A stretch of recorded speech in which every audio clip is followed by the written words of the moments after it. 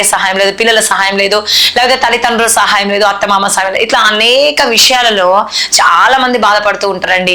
మరి ఒంటరిగా ఉన్నాను, ఒంటరి దాన్ని, ఒంటరి వాణ్ణి అని బాధపడుతూ ఉంటారు.